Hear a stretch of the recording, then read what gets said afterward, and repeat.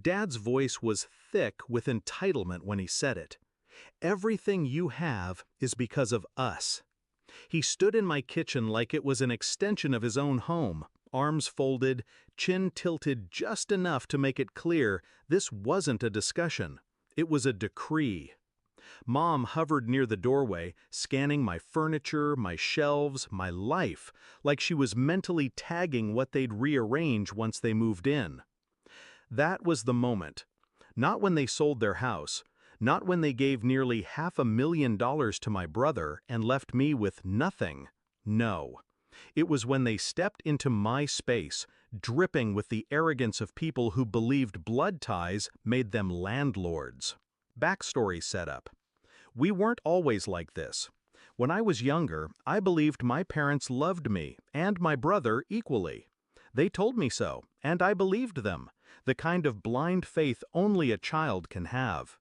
When Dad lost his job, I worked 2 shifts, paid bills I didn't owe, and bought groceries so we wouldn't be eating plain rice for the 3rd week in a row. When Mom needed surgery, I drained my savings without blinking. I thought we were a family. Then my brother, golden boy since birth, announced he wanted to start fresh. They sold their house, took the $480,000 profit, and wired it all to him. No loan, no discussion, just gone. I got a text from Mom. "We're so proud of him. You understand, right?" I understood perfectly. Discovery of betrayal. For months, I stayed quiet.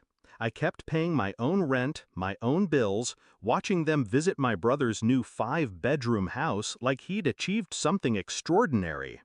When I asked, once, about the money, Dad shrugged. "He has a family. You're fine on your own." Fine. That word burned more than the money. Then they lost what little they had left. Bad investments, careless spending. Suddenly, my apartment, with its steady heat and working plumbing, became their temporary solution. Mom said it like it was a given. "We'll take the guest room, just until we figure things out." Shift in mindset. I didn't argue. Not yet, because something in me shifted that day. It wasn't anger, not the wild, screaming kind. It was colder, sharper. If they wanted to treat me like a safety net, I'd make sure it cut deep enough to remind them of everything they'd thrown away. I started planning. First, I dug through old texts, emails, bank transfers, every shred of evidence of their gift to my brother. I found the property records of his house, bought outright with that $480K. Then I quietly contacted a lawyer. Not to sue, not yet.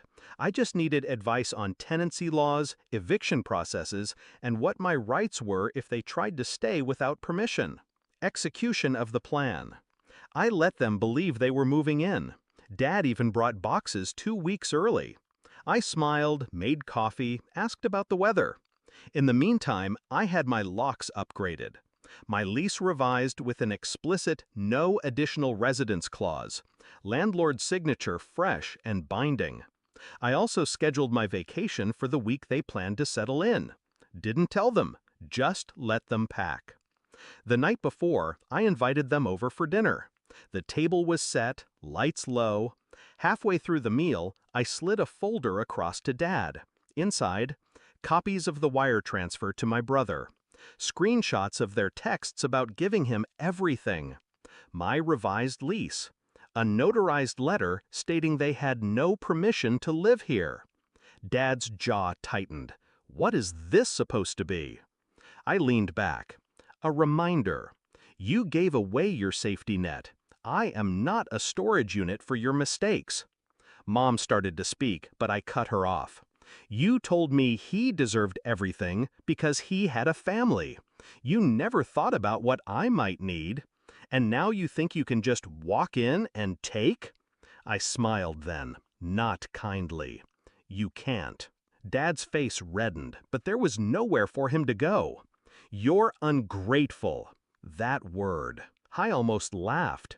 You gave away the gratitude you expected from me the moment you handed him that money. I stood, walked to the door, and opened it. You have until tonight to get your boxes out of my hallway. If they're still here by morning, I'll have them removed, along with anything else you try to leave." He didn't move at first. I could see it in his eyes, the realization, the collapse of a lifetime of control. They left without finishing dinner. The next morning, the boxes were gone. I heard they ended up renting a small apartment on the edge of town. My brother didn't offer them a room. Sometimes when I think about it, I feel nothing. Not guilt, not triumph, just the quiet satisfaction of balance restored. Dad was wrong. Everything I have isn't because of them. It's in spite of them.